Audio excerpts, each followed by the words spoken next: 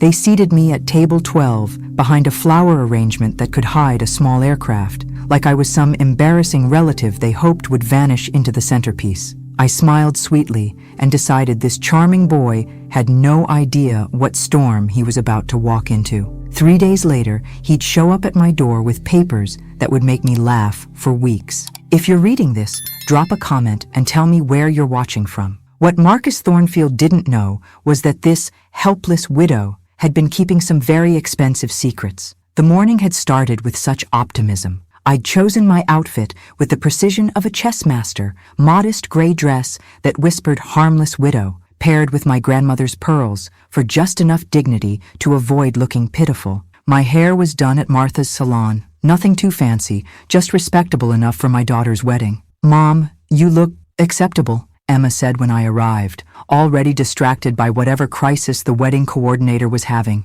Acceptable, like a participation trophy in human form. I watched my daughter glide around in great-grandmother's lace, the one beautiful thing our family had managed to keep through the years. She looked radiant, absolutely glowing with that new bride energy that makes everyone temporarily forget their own problems. But as the guests filtered in, the social hierarchy became crystal clear. Marcus's parents swept in like visiting royalty, his mother, Patricia, dripping in enough diamonds to blind passing aircraft. She worked the room with surgical precision, air-kissing the important people while somehow managing to look straight through me like I was furniture. "Excuse me," I told the frazzled usher, showing my table assignment. "I believe there's been a delightful mistake here. Table 12, ma'am. Right behind the decorative feature." Decorative feature. How diplomatically they put it. I was being hidden behind enough flowers to supply a funeral home.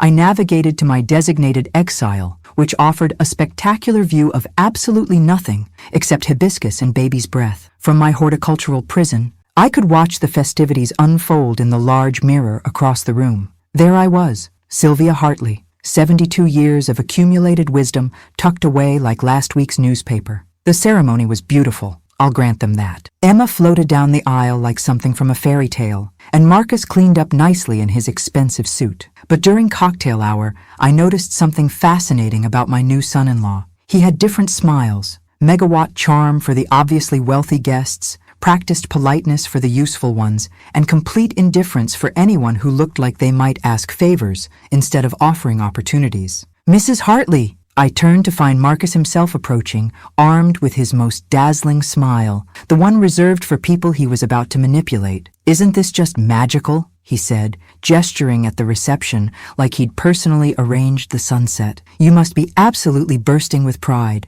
"Oh, I'm practically vibrating with maternal joy," I replied, my voice sweeter than artificial sweetener. "Though I must say, the view from here is quite educational." He either missed the acid in my tone or chose to ignore it like a seasoned politician. "I was hoping we could spend some quality time together soon. Really get to know each other properly. How refreshing. Most people usually manage that before marrying into the family, but I do admire your commitment to handling things in reverse chronological order." That earned me a microscopic pause in his smile. Barely a flicker, but I caught it like a hawk spotting prey. "I was thinking dinner this week, just the two of us. I have some fascinating ideas about family collaboration." Family collaboration. How deliciously ominous. "Well, I do love a good mystery dinner. Thursday work for your busy schedule?" "Perfect. I know this place downtown. Very private. Excellent for meaningful conversations." Meaningful conversations about what? I wondered. My thrilling stamp collection? My weekly bridge club scandals?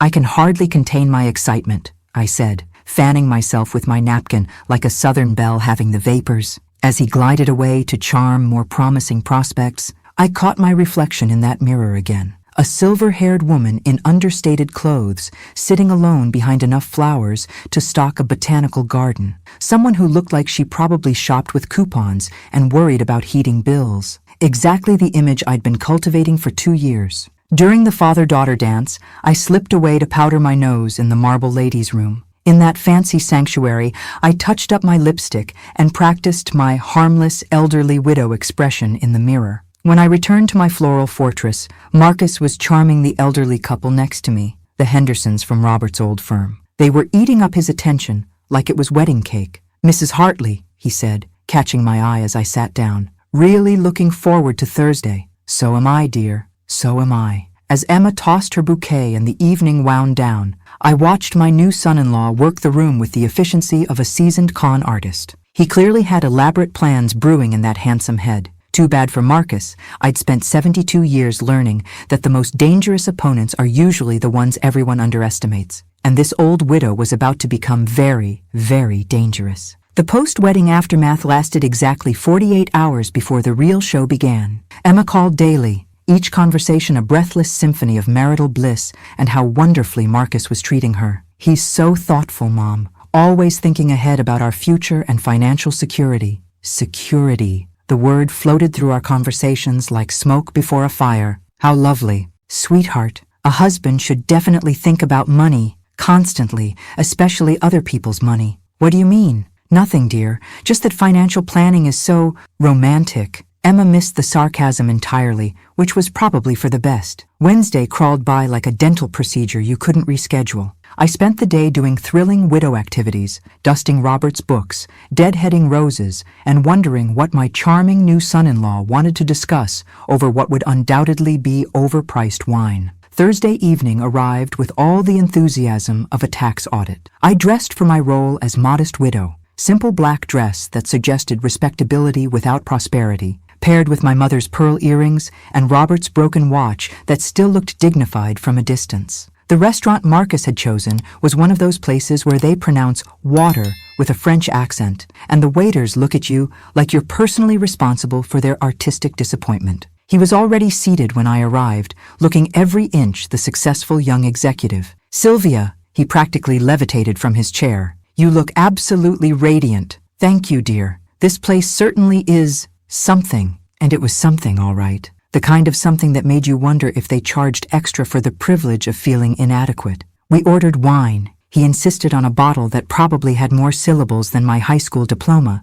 and settled into what he clearly thought would be an easy conversation. So, he began, swirling his wine like a sommelier with delusions of grandeur. How are you managing life on your own? Oh, just brilliantly. 72 years of practice makes most things seem trivial. Of course. But surely it gets overwhelming sometimes? That big house, all those decisions? He was fishing with the subtlety of dynamite in a trout pond. Robert always said I had enough opinions for 3 people, so I keep myself thoroughly entertained. He laughed, that practiced boardroom laugh that probably worked wonders on investors and gullible elderly relatives. That's wonderful, but seriously, don't you worry about practical matters? Finances, legal issues, people who might take advantage of your generous spirit? There it was. The real topic, dressed up in concern and served with expensive wine. Should I be worried about something specific, Marcus? Not worried exactly, but prepared. You know how complicated things can become, especially for someone in your unique situation. My unique situation. Like being a widow was a rare medical condition. And what situation would that be exactly? He leaned forward, his voice dropping to that confidential tone men use when they're about to explain something to the little woman. Well, living alone, making major decisions without guidance, being vulnerable to people who might not have your best interests at heart, vulnerable to people like him, presumably. How thoughtful of you to be concerned about my vulnerability. I've actually been consulting with my attorney about protective measures for people in situations like yours. Protective measures. How delightfully patronizing. What kind of protection are we discussing? He reached into his jacket with the flourish of a magician pulling a rabbit from a hat. Out came a manila folder, which he placed on the table like it was the Holy Grail. Just some basic paperwork. Nothing dramatic, simply safeguards in case you ever need assistance making important decisions. I opened the folder with the enthusiasm of someone handling a live snake. Power of attorney. Power of financial oversight. Medical decision-making authority. Complete control disguised as loving concern. This is quite comprehensive. My lawyer specializes in elder care. He's handled many cases like yours, cases like mine. I was apparently a case study now. How fascinating! And Emma is aware of this thoughtful initiative? She thinks it's brilliant. Really, Sylvia, we just want to ensure you're protected from anyone who might take advantage of your trusting nature. My trusting nature. The boy really had done his homework. Protected from whom, specifically? Oh, you know, dishonest contractors, questionable investment advisors, relatives who might suddenly become very interested in your welfare. Relatives who might suddenly become interested. The irony was so thick, you could serve it for dessert. How prescient of you to anticipate such problems. It's just common sense. These things are much easier to arrange before any complications develop. Complications like me maintaining control of my own life. I see. And this needs to be handled quickly because timing matters with these arrangements. The longer you wait, the more questions might arise about your capacity to make such decisions. My capacity. He was already laying groundwork for declaring me incompetent. Well, I said, closing the folder and placing my hands on top of it like I was blessing it. This certainly requires careful consideration. Relief flooded his face like he'd just landed a major client. Of course, take all the time you need, though my attorney did emphasize that prompt action would be advisable. Prompt action. Before I had time to think or consult anyone with functioning brain cells. I'll definitely want to review this with my own legal counsel. His smile flickered like a candle in wind. Your own lawyer? Oh yes, I know it seems silly, but I'd feel more comfortable having someone explain it in terms my simple mind can grasp. Sylvia, I really think we should finalize this tonight. These matters work best when handled efficiently. Before I had time to realize I was being robbed. I'm sure your notary will understand that important decisions shouldn't be rushed. My what? Your notary. You did bring one, didn't you? You seem so prepared for everything else. The mask slipped completely. How did you know about the notary? Lucky guess. You strike me as someone who plans ahead. Marcus stared at me for a long moment, probably trying to determine if I was genuinely naive or actively resisting his con. Of course, he said finally. Take all the time you need. But his eyes said something entirely different. His eyes said he was done playing games with the harmless old widow. Too bad for Marcus. The harmless old widow was just getting started playing games with him. The weekend passed with deceptive calm, but I could feel Marcus's impatience crackling through the phone lines like static electricity. Emma called twice, both times casually inquiring about that helpful paperwork Marcus showed you. Still mulling it over, sweetheart. He's just trying to help. Mom, he knows so much about legal things. Legal things. Like theft was just another item on a professional development checklist. Monday morning brought a call that confirmed my suspicions about my charming son-in-law's true nature. Sylvia, it's Marcus. I hope you've had time to think about our discussion. Oh, I've been thinking about very little else. Wonderful. I was hoping we could meet again this week. I have some additional information that might help clarify things. Additional information. More sophisticated lies, presumably. How thoughtful. Same restaurant? Actually, I was thinking somewhere more private. Maybe your home. I could bring some documents that would be easier to review in a comfortable setting. My home, where he could pressure me without witnesses. What kind of documents? Just some examples of how these arrangements have helped other families. Success stories, you might say. Success stories about elderly people who'd surrendered their independence to charming predators. That sounds fascinating. Wednesday evening? Perfect. Around 7? Wednesday couldn't come fast enough. I spent the intervening days doing what I did best, observing and planning. If Marcus wanted to play games in my house, I'd make sure the game was rigged in my favor. Wednesday evening, I prepared for battle. Simple gray dress, minimal jewelry, the perfect costume for a woman about to spring a very expensive trap. Marcus arrived precisely at 7, armed with his briefcase and his most trustworthy smile. Sylvia, thank you so much for agreeing to meet here. I know this whole situation can feel overwhelming. Oh, I'm not overwhelmed at all. I'm actually finding it quite educational. He settled into my living room like he belonged there, spreading documents across my coffee table with practiced efficiency. I brought some case studies of families who've benefited from these arrangements. I think you'll find them reassuring. How thoughtful. But before we discuss other people's stories, I have some questions about your story. My story? Yes. I'm curious about your background, your qualifications for managing other people's lives. His confident expression flickered slightly. Well, I have extensive business experience. In what field? Investment management. Primarily. For which firm? I work independently now. And before that, various positions in financial services. Various positions. How delightfully vague. How long have you been advising elderly people about their financial decisions? I wouldn't call it advising exactly. More like protective planning. And how many elderly people have you protected? A few. Families who needed guidance. Guidance they requested, or guidance you suggested they needed? The room fell silent, except for the ticking of my grandmother's clock. Sylvia, I think there might be some misunderstanding about my intentions. Oh, I understand your intentions perfectly. And what I'm curious about is your methods. My methods? For identifying vulnerable targets, for gaining their trust, for convincing them to sign away their rights. I would never what, Marcus? Never target elderly widows? Never manipulate them with false concern? Never steal their independence under the guise of protection? His mask was cracking like old paint. You're making serious accusations. I'm making serious observations about a serious predator who made a serious mistake. What mistake? I smiled, channeling every ounce of steel Robert had ever seen in me, assuming I was just another helpless widow. Sylvia, I think you're confused. I'm not confused at all. I know exactly what you're trying to do. The question is whether you know what I'm about to do. What are you talking about? I'm talking about the fact that I've been recording this conversation. I'm talking about the private investigator who's been documenting your activities. I'm talking about the attorney who's preparing criminal charges. The color drained from his face like someone had pulled a plug. You can't prove anything. I can prove everything. Your financial troubles, your debts, your pattern of targeting elderly women. All of it. That's impossible. Is it? Tell me, Marcus, how much do you owe in gambling debts? He went very still. How do you know about that? I know everything about you, including the fact that you're not my first admirer. What do you mean? I mean you're not the first charming young man who's tried to separate me from my assets. The difference is, this time I was prepared. Prepared how? I stood up, my voice dropping to a whisper that could cut glass. Prepared to destroy anyone who tries to steal what my husband spent 40 years building. You don't understand. I'm desperate.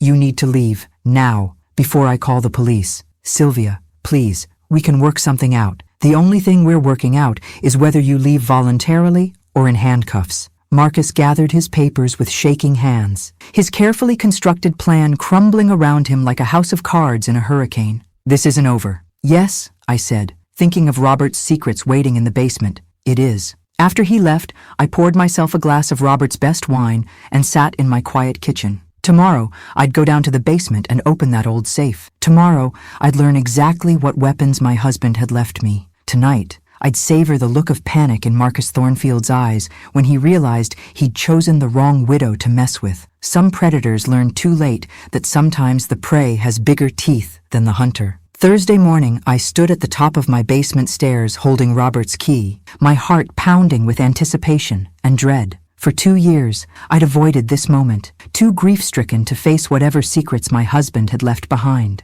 Marcus Thornfield had just given me an excellent reason to overcome my reluctance. The basement smelled like old paper and Robert's cologne, the scent still clinging to his clothes hanging in the corner. His desk sat exactly as he'd left it, crossword puzzles, coffee-stained coasters, the reading glasses he'd worn for 40 years. The safe was hidden behind a panel I'd never noticed, camouflaged to look like part of the concrete wall. Robert had always been cleverer than he let on. Inside, I found documents that made my hands shake, bank statements showing accounts I'd never heard of, investment records spanning decades, legal papers establishing trusts and protections I didn't know existed. And at the very bottom, a letter in Robert's familiar handwriting that changed everything. My dearest Sylvia, if you're reading this, it means I'm gone, and someone is trying to take advantage of your generous heart. I'm sorry I never told you about the money, $33 million, properly protected and completely yours. I lived modestly so we could die wealthy, and I hid our wealth so you'd be safe from predators, exactly like whoever drove you to open this safe. $33 million. I sat down heavily on Robert's old chair, the numbers swimming in front of my eyes. $33 million. More money than I could spend in 10 lifetimes. The letter continued. There's a business card in this envelope for Carol Peterson. She's handled everything since I got sick. She knows about the threats you might face, and she has instructions to help you fight back. Don't let anyone steal what I spent 40 years building for you. Use every penny if you have to. Make them regret the day they decided to mess with my wife. I found Carol's card and called immediately. Peterson Law Office. This is Sylvia Hartley. I believe my husband Robert arranged for you to assist me. Mrs. Hartley, I've been waiting 2 years for your call. Can you come in today? How soon? How about right now? Carol Peterson's office was nothing like the stuffy legal chambers I'd expected. Modern, bright, with family photos scattered among law degrees. She was younger than I'd imagined, maybe 50, with sharp eyes and a handshake that could crack walnuts. Sylvia, please sit. Robert told me this day might come. What day? The day someone tried to manipulate you into signing away your rights. She spread documents across her desk, trust papers, investment records, legal protections I'd never dreamed of. Your husband was remarkably prescient. He predicted someone would approach you within 2 years of his death, probably through family connections, trying to gain control of what they assumed were modest assets. But they're not modest. No, they're not. $33 million, completely protected in an irrevocable trust. You control everything, but no one else can access it, even if they somehow gained power of attorney. Even if I signed Marcus's papers? Even then. Robert specifically designed this to protect you from exactly that kind of manipulation. I leaned back, feeling like I was seeing my life clearly for the first time in 2 years. So Marcus can't touch any of it? Marcus can't touch a penny. But more importantly, you now have the resources to make sure he never tries this again. What do you mean? Carol smiled with something that looked almost predatory. I mean, we're going to destroy him so thoroughly that he'll spend the rest of his life warning other predators about the dangers of underestimating widows. How? Criminal charges for attempted fraud, civil suits for damages, and we're going to investigate every financial transaction he's made for the past 5 years. Is that legal? Perfectly legal when someone attempts to defraud you. We'll find out where his money came from, where it went, and who else he owes. We'll expose his entire operation. Operation? Oh yes. Men like Marcus don't work alone. There's a whole network of people who target elderly victims. We're going to find them all. I thought about Emma, about her tears when she talked about Marcus's debts, about how carefully he'd manipulated both of us. What happens to my daughter's marriage? That's up to Emma. But she'll make that decision with complete information instead of lies and manipulation. And the money remains secret until you decide otherwise. The beauty of Robert's plan is that you can live exactly as you have been. Or you can buy a yacht tomorrow. Your choice. I gathered up the trust documents, feeling like I was holding lightning in my hands. When do we start fighting back? We already started.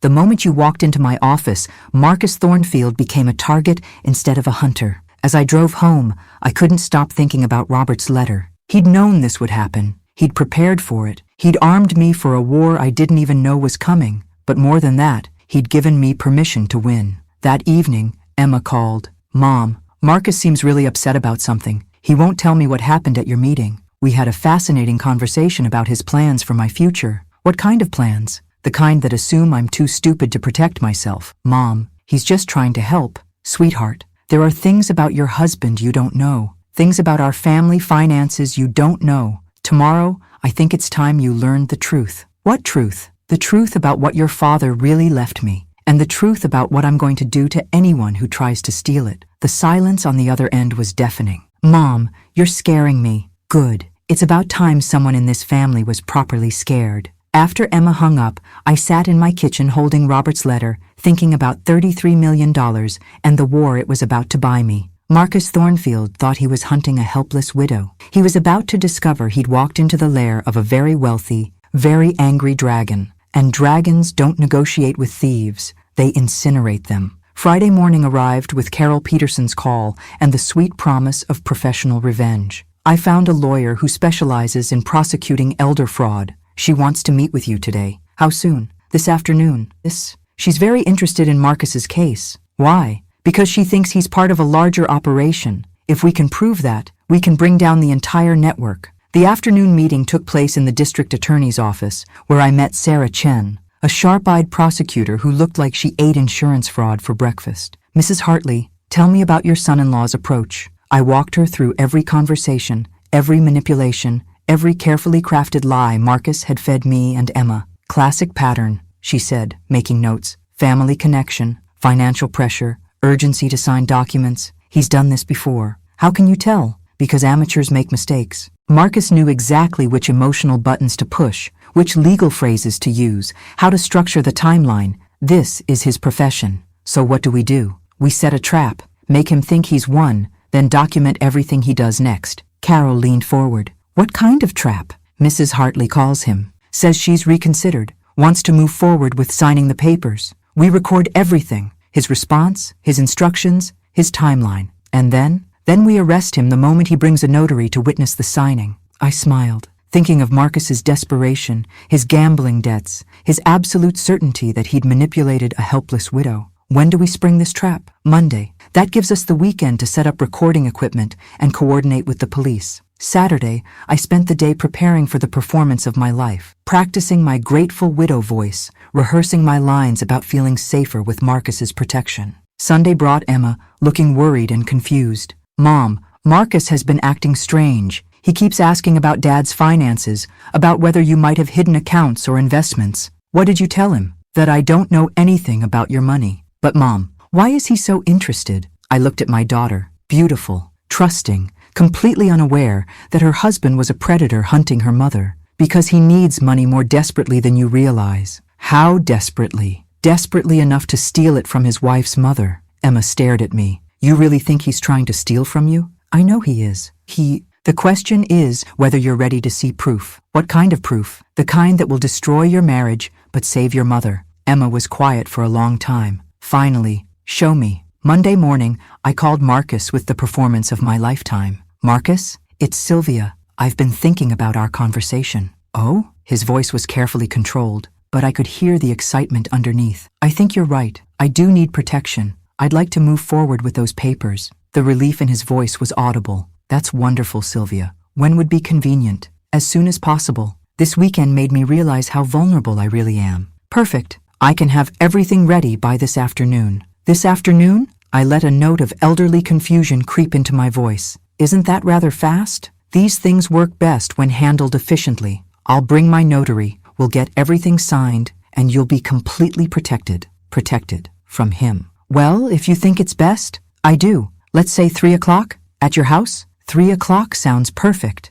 After I hung up, Carol nodded approvingly from her position monitoring the recording equipment. "He took the bait completely. Now what?" "Now we wait for him to hang himself with his own rope." At exactly 3 o'clock, Marcus arrived with his briefcase, his notary, and his most trustworthy smile. Hidden cameras captured everything as he spread documents across my coffee table. "Sylvia, I can't tell you how relieved I am that you're taking this step. I realized you were right about the dangers. An old woman like me needs guidance." "Exactly. Now, these papers will give Emma and me the authority to protect your interests." "All of my interests?" "All of them. Financial decisions, medical choices, living arrangements. Everything. Living arrangements." He was already planning to warehouse me somewhere convenient. "And this needs to be notarized today because delays create complications.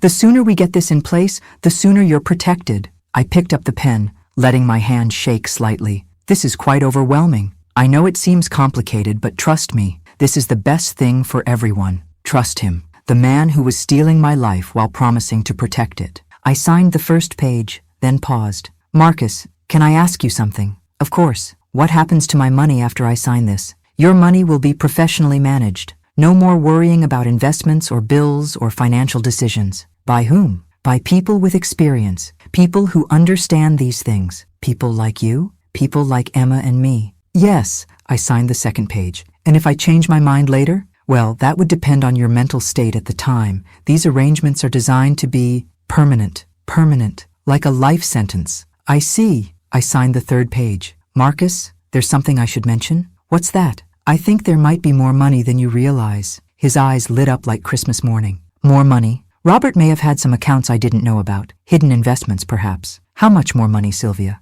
And there it was. The greed, the desperation, the absolute confirmation that this was never about protecting me. "I'm not sure. Maybe significant amounts." Marcus's hands were actually shaking now. "Significant how?" "Well," I said, setting down the pen without signing the final page, "that's where things get interesting." "What do you mean?" I smiled, thinking of $33 million and the trap we'd just sprung. "I mean you're under arrest, Marcus. You have the right to remain silent." The police emerged from their hiding places as Marcus's face went white with shock and terror. You can't." "I can. I did. And now you're going to learn what happens to predators who hunt the wrong prey." As they led him away in handcuffs, I heard him screaming about entrapment and legal challenges. But all I heard was the sound of justice being served with a $33 million side of revenge. The news broke that evening. Local businessman arrested in elder fraud sting operation. Marcus's perp walk played on every channel, his face a mask of disbelief and rage. Emma called, sobbing. "Mom, what have you done?" "I've protected myself from your husband's attempt to steal my independence and my assets." "But the arrest, the charges, this will destroy him." "Good. That was the point. How can you be so cold? How can you defend a man who was systematically planning to rob your mother? Emma showed up an hour later, her eyes red from crying. I sat her down and played the recording of Marcus's confession. Every greedy word, every calculated manipulation, every moment he'd revealed his true nature. He was going to put me in a nursing home, sweetheart. He was going to steal everything your father left me and convince everyone I was too senile to object. But he loves me. He loves what he thought you could get him. There's a difference. I showed her the financial records Carol had uncovered, the gambling debts, the fake business ventures, the systematic targeting of elderly widows. This isn't his first time, Emma. You're married to a professional predator. She stared at the evidence, her face cycling through denial, anger, and heartbreak. What am I supposed to do now? Whatever you want, but you'll do it with complete information, not with lies and manipulation. Tuesday brought Marcus's father, pompous and furious. Sylvia, you've destroyed my son's life over a misunderstanding. I've exposed your son's criminal behavior. There's a difference. He was trying to help you. He was trying to rob me. The recordings don't lie. This is vindictive, cruel. This is justice. Your son chose to prey on elderly women. Now he gets to experience the consequences. Wednesday brought Marcus's bail hearing, where he tried to paint himself as a concerned family member who'd been entrapped by a paranoid widow. The judge wasn't impressed. Mr. Thornfield, the evidence suggests a systematic attempt to defraud an elderly family member. Bail is set at $500,000, $500,000. Money Marcus didn't have. He'd be staying in jail until trial. Thursday brought a visit from Carol with updates that made my morning coffee taste even better. The FBI is interested in Marcus's case. They think he's connected to a multi-state elder fraud ring. How big? Potentially dozens of victims, millions in stolen assets. If they can flip Marcus, they might bring down the entire operation. Will he cooperate? Depends how much prison time he's facing. 20 years tends to make people very talkative. 20 years. Marcus would be middle-aged when he got out, assuming he survived that long in prison. Friday brought Emma's decision. She filed for divorce, citing irreconcilable differences and emotional fraud. I can't stay married to someone who tried to rob my mother, she told the lawyer. What about the house, the cars, the lifestyle he provided? All bought with borrowed money and false promises. I want nothing that came from his schemes. Emma moved back to town, finding an apartment near mine. The experience had changed her, made her stronger, more suspicious, more aware of how people could be manipulated. I feel so stupid, she said one evening as we sat on my porch. You trusted someone you loved. That's not stupid, it's human. But all the signs were there. The expensive lifestyle, the vague answers about money, the sudden interest in you after we got engaged. He was very good at what he did. Professional manipulators are trained to exploit trust. How did you know? I didn't at first, but your father left me resources, tools to fight back when someone tried to steal what he'd built. What kind of resources? I looked at my daughter, wondering if she was ready for the truth about Robert's legacy, the kind that turned helpless widows into very dangerous enemies. Mom, exactly how much money did Dad leave you? Enough to destroy anyone who tries to steal it. The trial began in September. Marcus's lawyer tried every defense. Diminished capacity, entrapment, family misunderstanding. Nothing worked. The evidence was overwhelming. The recordings were damning. The pattern of targeting elderly victims was undeniable. When they played the audio of Marcus discussing my mental state and his plans for permanent control of my assets, even his own lawyer looked disgusted. The jury deliberated for 47 minutes, guilty on all counts. At sentencing, the judge looked down at Marcus with contempt. Mr. Thornfield, you systematically targeted vulnerable elderly people, destroyed their independence, and stole their life savings. You preyed on trust, exploited family relationships, and showed no remorse for the lives you destroyed. The court sentences you to 18 years in federal prison. 18 years. Marcus would be 55 when he got out, assuming anyone would hire an ex-convict with an elder fraud conviction. As they led him away, he looked at me with pure hatred. This isn't over, old woman. I smiled sweetly. Yes, it is. After the trial, Carol and I celebrated at the same restaurant where Marcus had first tried to manipulate me. You realize you've become something of a legend in elder law circles, she said, raising her wine glass. How so? You're the widow who fought back and won. You've inspired other victims to come forward, other families to question suspicious relatives. Good. No one should suffer what Marcus planned for me. What's next for you? I thought about Emma, rebuilding her life with hard-won wisdom. I thought about the other victims Marcus had destroyed over the years. I thought about Robert's trust and the power it gave me to protect people who couldn't protect themselves. Next, I make sure this never happens to anyone else. How? By using every resource at my disposal to hunt down predators before they find their next victim. Carol smiled. That sounds expensive. I can afford it. That night, I sat in my kitchen reading Robert's letter one final time. He'd known this day would come. He'd prepared me for it. He'd given me the weapons to win a war I didn't even know was being fought. But more than that, he'd given me permission to be dangerous. Marcus Thornfield had learned too late that some widows bite back, and some bites are fatal. The aftermath of Marcus's conviction brought unexpected visitors to my door. Emma's mother-in-law, Patricia, arrived Tuesday morning, dripping with desperation, disguised as dignity. Sylvia, we need to discuss this unfortunate situation. Come in, Patricia. I was wondering when you'd show up. She swept into my living room, like she still owned the world, but I could see the cracks in her facade. The jewelry was still there, but it looked somehow cheaper. The designer clothes were perfectly pressed, but slightly dated. This vendetta against Marcus has gone too far. Vendetta? Is that what we're calling prosecuting criminals now? He made a mistake. People don't deserve to have their lives destroyed over one error in judgment. One error? Patricia, your son systematically targeted elderly women for years. This wasn't a mistake, it was his business model. She shifted uncomfortably, her mask of superiority slipping. The family is suffering because of your actions. The family is suffering because of Marcus's crimes. We're losing everything. The house, the business, our reputation, and there it was. Not concern for Marcus, not remorse for his victims, but worry about their own social standing. How tragic. I'm sure the elderly women Marcus robbed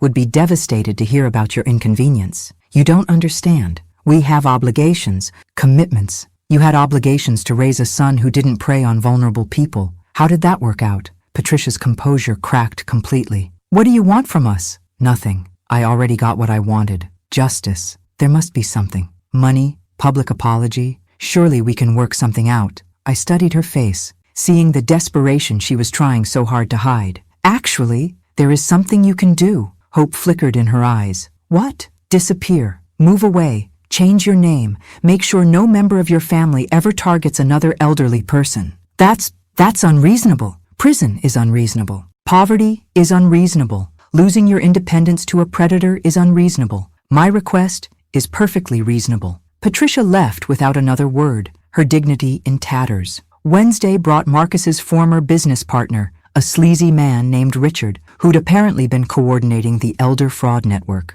Mrs. Hartley, I think we can help each other. I doubt that very much. I have information about other victims. Names, amounts stolen, methods used, information that could help you recover losses. In exchange for what? Leniency for Marcus? Maybe a reduced sentence, early parole? I laughed, actually laughed at his audacity. Richard, let me explain something. I don't negotiate with criminals. I destroy them. You're making a mistake. We could be valuable allies. You could be valuable inmates, which coincidentally is exactly what you're about to become. I called Carol immediately after he left. By Friday, Richard was under federal investigation for his role in the fraud network. The following week brought a parade of Marcus's associates, each trying to bargain their way out of prosecution. Real estate agents who'd helped launder stolen money, lawyers who'd prepared fraudulent documents, bank employees who'd helped move assets. One by one, I sent them all to Carol and the FBI. You're building quite the reputation,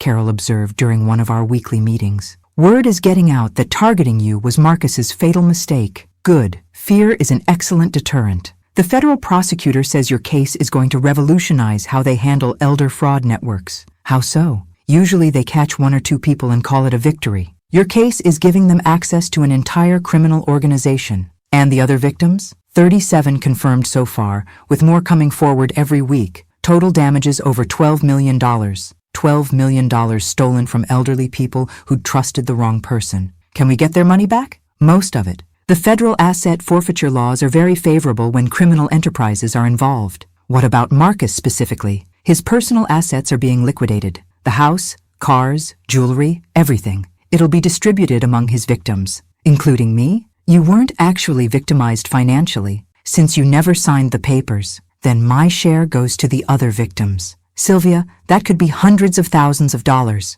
I can spare it. That evening, Emma came over for dinner, looking healthier than she had in months. "The divorce is final," she announced. "How do you feel?" "Free, terrified, but free." Terrified of what? Of making the same mistake again, of trusting the wrong person. "Emma, what Marcus did to you wasn't your fault, but I brought him into our family. I gave him access to you. And when you learned the truth, you chose justice over comfort. That takes courage. Did it ever occur to you that you might be in danger? That Marcus's associates might try to retaliate?" I smiled, thinking of the security measures Carol had helped me implement, the connections with law enforcement, the very public nature of my victory. Let them try. I'm not the helpless widow they think I am. "No, you're definitely not that." As Emma left that night, I reflected on how much had changed since Marcus first approached me with his fraudulent concern. 6 months ago, I'd been hiding my resources, playing the role of modest widow,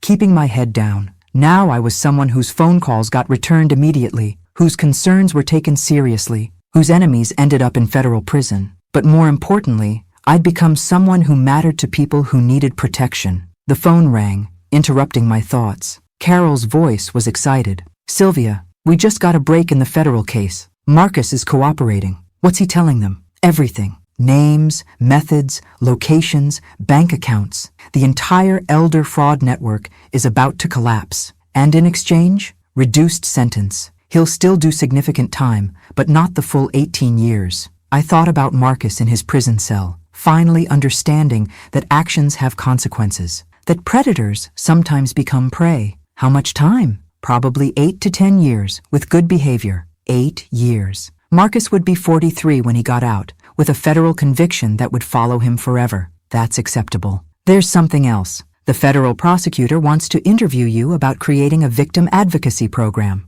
What kind of program? Training for law enforcement, resources for victims, legal support for prosecutions. They want to use your case as a model. I smiled, thinking of Robert's legacy and how he'd equipped me not just to protect myself, but to protect others. Set up the meeting. As I hung up, I realized that Marcus Thornfield had inadvertently given me the greatest gift possible, a purpose that matched my resources. He'd tried to steal my independence and ended up giving me a mission. Some mistakes are more expensive than others. His had cost him everything and given me exactly what I needed to become dangerous to people like him. Justice, I decided, had an excellent sense of irony. The federal prosecutor's office felt different from local law enforcement, more serious, more professional, more expensive. Agent Sarah Torres greeted me with the kind of respect usually reserved for major political donors. "Mrs. Hartley, your case has become our gold standard for elder fraud prosecution." "How so?" "Most victims are too embarrassed or confused to fight back effectively. You not only fought back,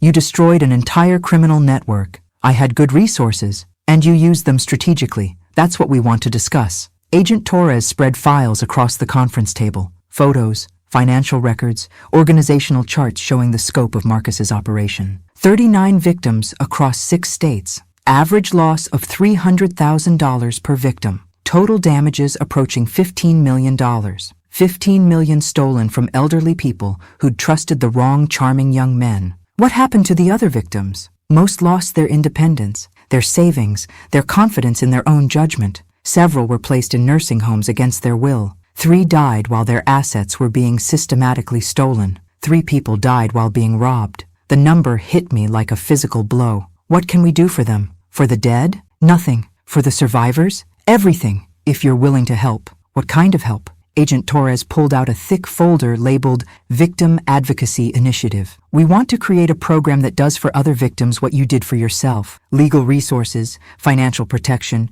criminal prosecution support. Funded how? Combination of federal grants, asset forfeiture funds, and private donations." Private donations. She was asking me to bankroll justice for elderly fraud victims. How much would this cost? Initial startup around $2 million. Ongoing operations maybe $5 million annually. $5 million a year. A significant chunk of Robert's trust, but not enough to impact my security. And in exchange, we systematically destroy every elder fraud operation in the country. I thought about the 3 victims who'd died while being robbed, about the others who'd lost everything to predators like Marcus. Where do I sign? The paperwork took 3 hours. When we finished, I was the primary funding source for the most comprehensive elder fraud prosecution program in federal history. Mrs. Hartley, you realize you've just declared war on a multi-billion-dollar criminal industry? Good. Wars keep life interesting. That evening, Emma and I celebrated the new program over dinner at the restaurant where Marcus had first tried to manipulate me.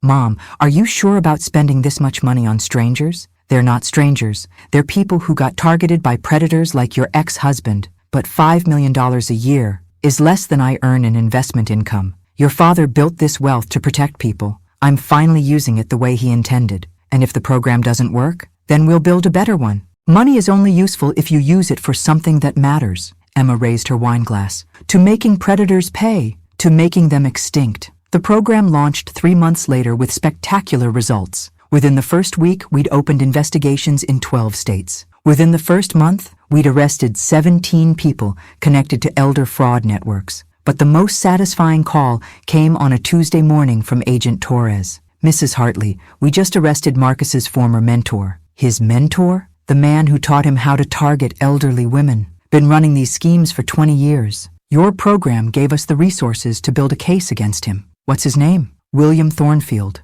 Marcus's uncle. Marcus's uncle. The family business was literally stealing from elderly people. How many victims? Over 100, dating back to the 1990s. He's been systematically destroying lives for decades. And now? Now he's facing life in prison without parole.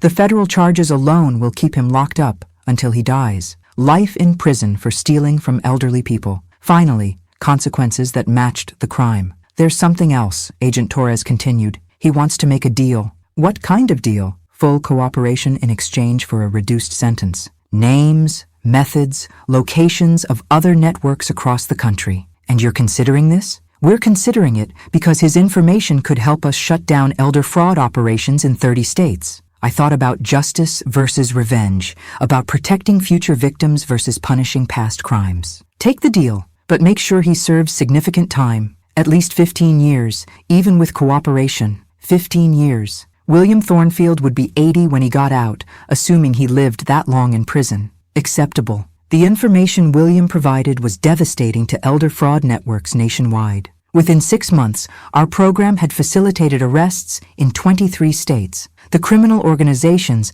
that had preyed on elderly victims for decades were collapsing like houses of cards. You've become the most feared individual in elder fraud circles, Carol told me during one of our meetings. They're actually warning each other about targeting widows because they might end up with another Sylvia Hartley situation. What's a Sylvia Hartley situation? Complete destruction of their criminal enterprise, federal prosecution, and asset forfeiture that leaves them bankrupt. Perfect. Fear is the best deterrent. There's talk of naming the federal elder fraud statute after you. The Hartley Act? The Don't Mess with Widows Act was mentioned, but they thought that might be too informal. I laughed, thinking of Robert and how proud he'd be that his careful planning had led to protecting thousands of elderly people. Either name works for me. That evening, I sat in my garden reading the latest program reports. In 1 year, we'd recovered over $40 million for fraud victims. We'd sent dozens of predators to prison. We'd created a network of protection that extended across the entire country. But more importantly, we'd sent a message that elderly people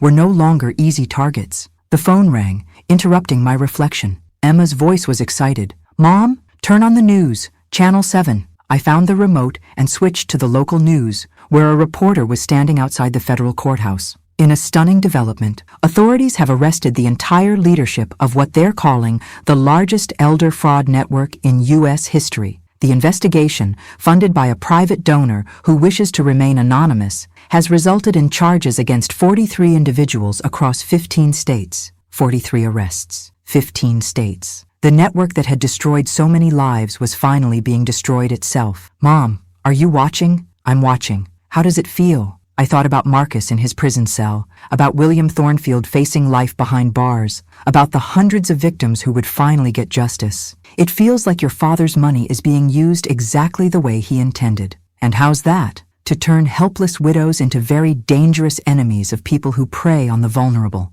As I hung up, I realized that Marcus Thornfield had made the most expensive mistake in elder fraud history.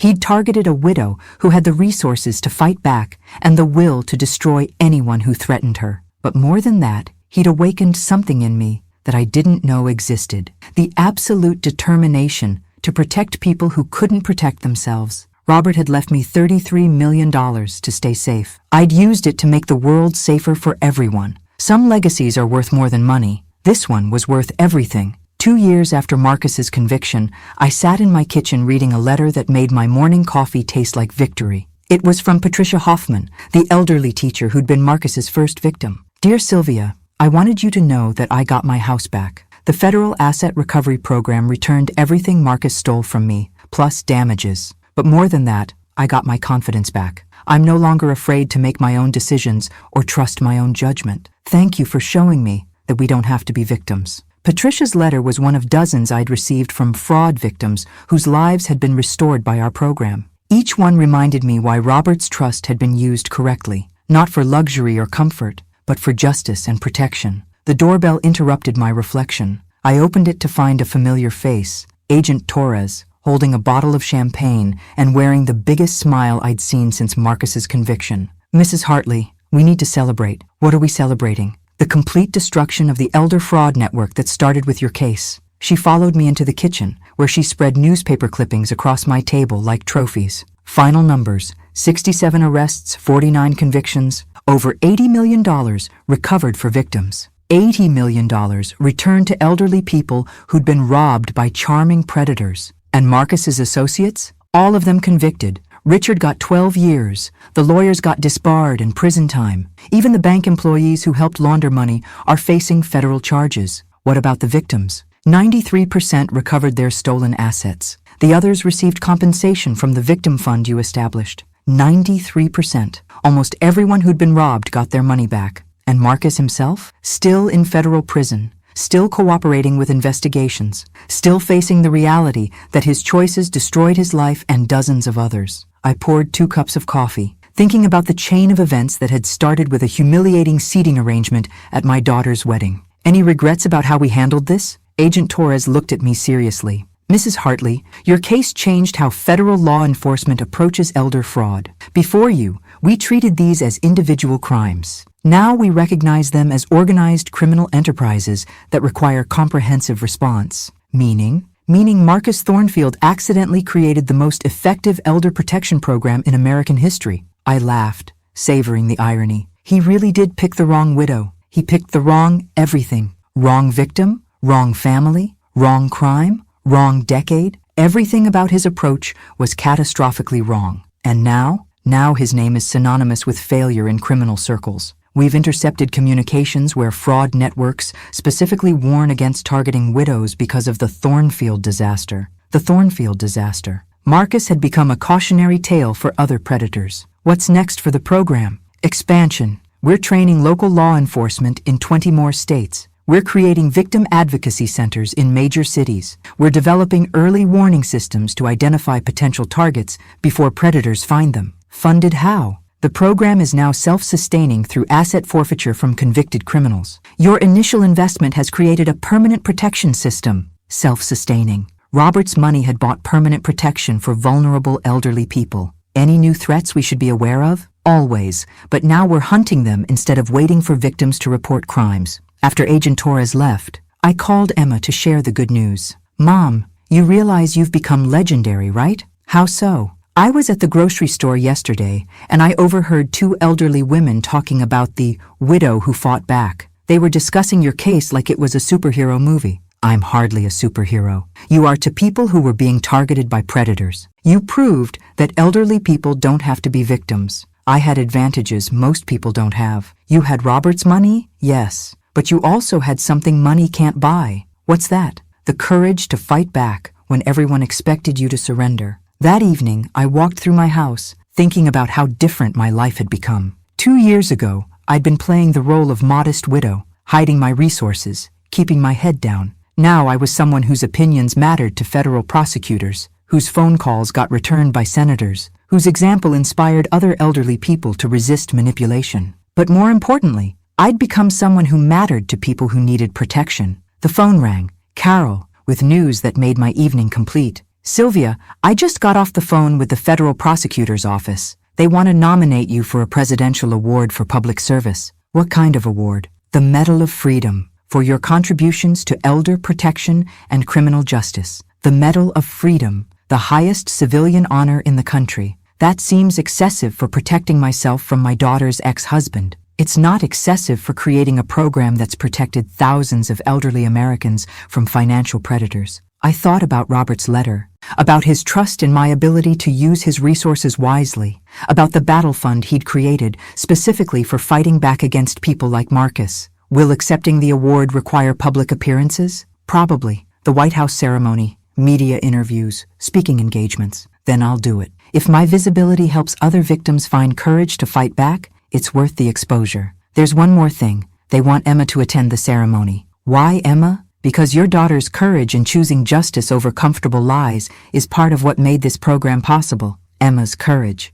She'd lost a husband, but gained something more valuable. The knowledge that she'd chosen truth over convenient deception. I'll ask her, Sylvia, can I tell you something personal? Of course. When I started practicing elder law 20 years ago, I never thought I'd see the day when predators were afraid of their potential victims. You've changed the entire dynamic. Robert's money changed the dynamic. I just used it correctly. Money is just a tool. You're the one who turned it into a weapon for justice. As I hung up, I realized that Marcus Thornfield had given me the greatest gift imaginable, a purpose that matched my resources, and a mission that honored Robert's memory. He'd tried to steal my independence and instead given me a reason to fight for everyone's independence. Some mistakes create exactly the opposite of their intended outcome. Marcus had intended to make me helpless. Instead, he'd made me incredibly dangerous to people like him. And that danger would last for the rest of my life. Funded by Robert's trust and motivated by the knowledge that elderly people deserved protection,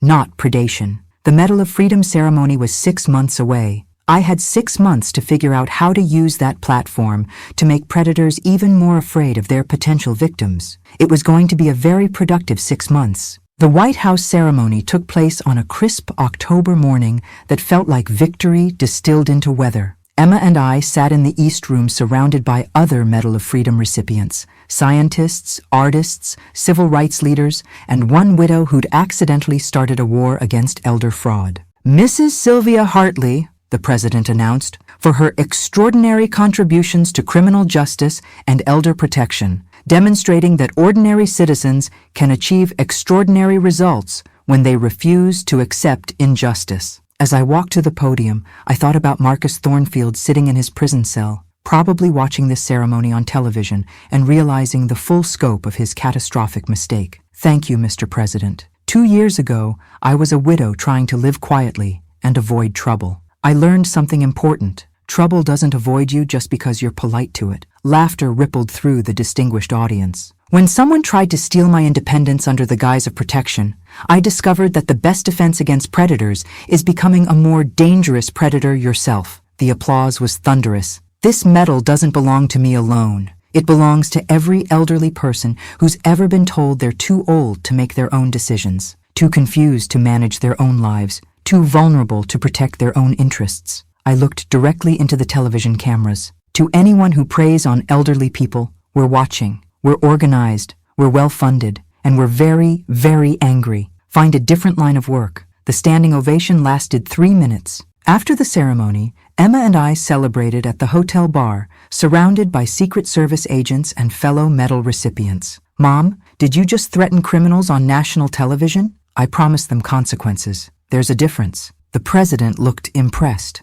Good. Presidential support makes our funding more secure. What's next? Next, we use this platform to expand the program internationally. Elder fraud is global. Our response should be too. The media attention from the ceremony was extraordinary. Within a week, I'd given interviews to every major news network, several international outlets, and 3 documentary filmmakers. Each interview carried the same message. Elderly people were no longer easy targets, and predators who thought otherwise would face systematic destruction. The response was immediate and satisfying. Law enforcement agencies from 12 countries contacted our program requesting assistance with their own elder fraud cases. But the most satisfying call came from Agent Torres. Mrs. Hartley, we're seeing something unprecedented. What's that? Elder fraud reports are down 60% nationally, not because fewer crimes are being committed, because fewer people are attempting them. Fear is an excellent deterrent. It's more than fear. Word has spread through criminal networks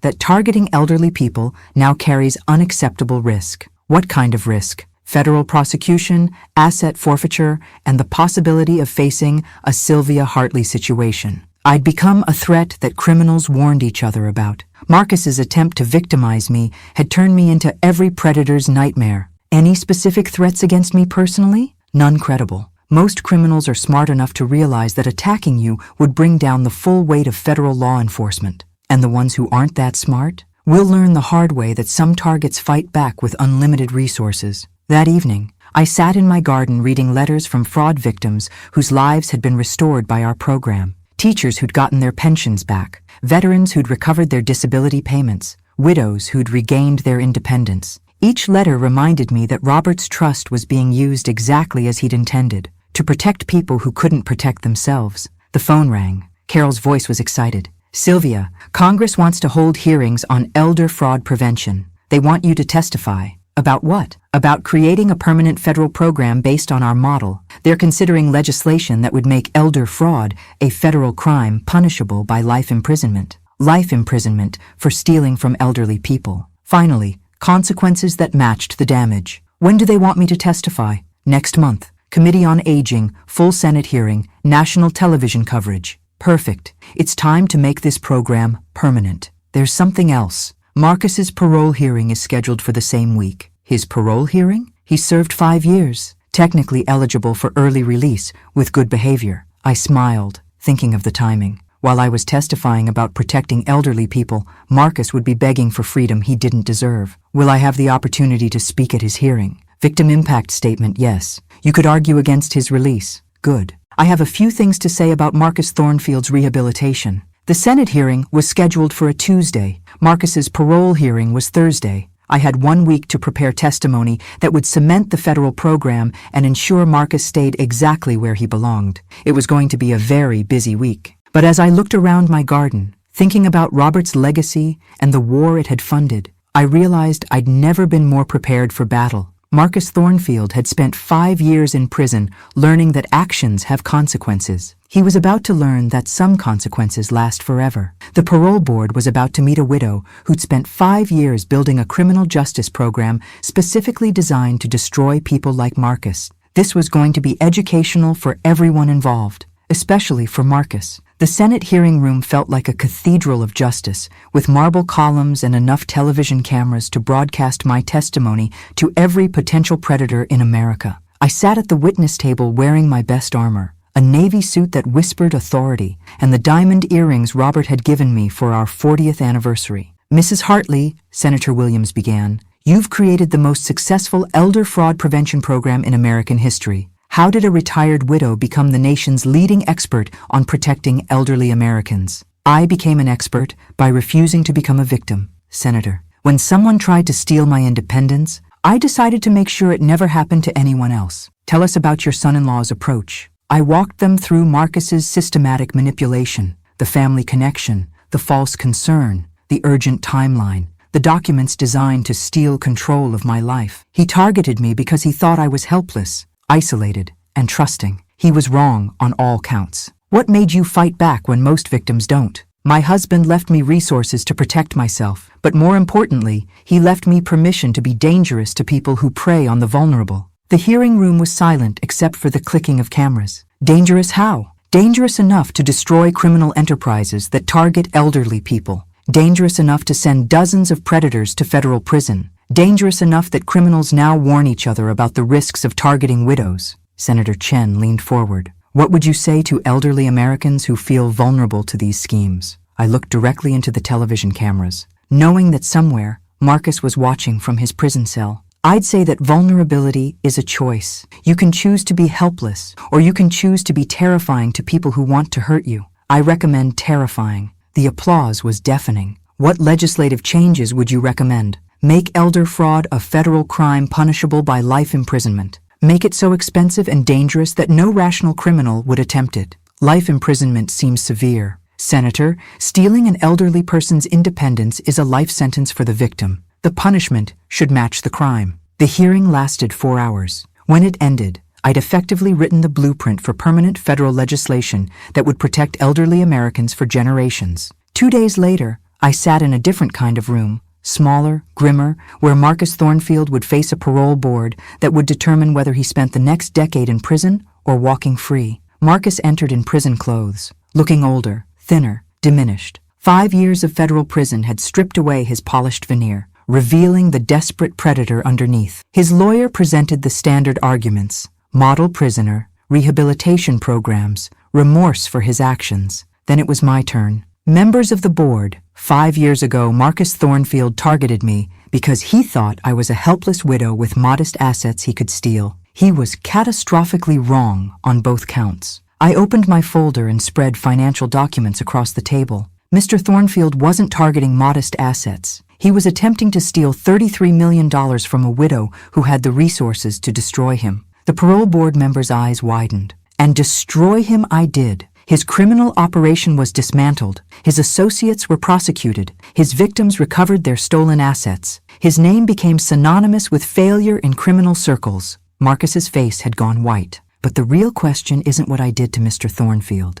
The question is whether he's learned anything from the experience. I looked directly at Marcus, who was staring at me with the same hatred I'd seen at his sentencing. Mr. Thornfield, have you learned that elderly people can fight back? His lawyer whispered urgently in his ear, but Marcus couldn't resist responding. I learned that some people have more money than they deserve. The room fell silent. After 5 years in prison, Marcus was still bitter about failing to steal my inheritance. And that, members of the board, is why Mr. Thornfield should serve his full sentence. He's not rehabilitated. He's just angry that his victim had bigger teeth than he expected. The parole board deliberated for 27 minutes. Mr. Thornfield, your parole is denied. You will serve your full sentence. Your next parole hearing will be in 3 years. 3 more years. Marcus would be 46 when he got out, with a federal conviction that would follow him forever. As they led him away, he looked at me one final time. This isn't over. I smiled sweetly. Yes, it is.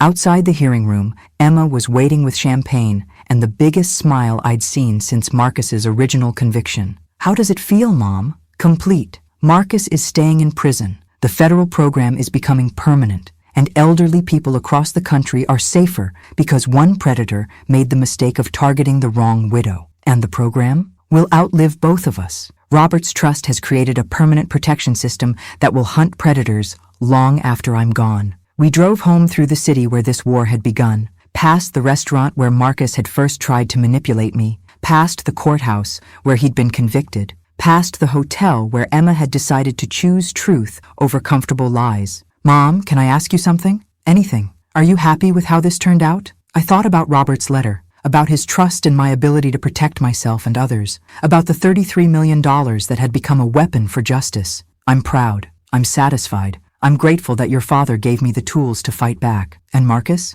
Marcus gave me the greatest gift possible, a purpose that matched my resources. How so? He tried to steal my independence and accidentally gave me a mission to protect everyone's independence. As we pulled into my driveway, I realized the circle was complete. 2 years ago, I'd been a modest widow hiding behind flower arrangements. Tonight, I was a Medal of Freedom recipient who'd declared war on an entire category of criminal and won. Marcus Thornfield had learned too late that some widows don't just bite back, they bite with federal funding, unlimited resources, and the absolute determination to protect people who can't protect themselves. The war was over. Justice had won. And somewhere in a federal prison, Marcus Thornfield was learning that some mistakes last forever. Robert's $33 million had bought the most expensive lesson in American criminal history. Never underestimate a widow with unlimited resources and a very good lawyer. Some lessons are worth every penny. Thanks for listening. Don't forget to subscribe and feel free to share your story in the comments. Your voice matters.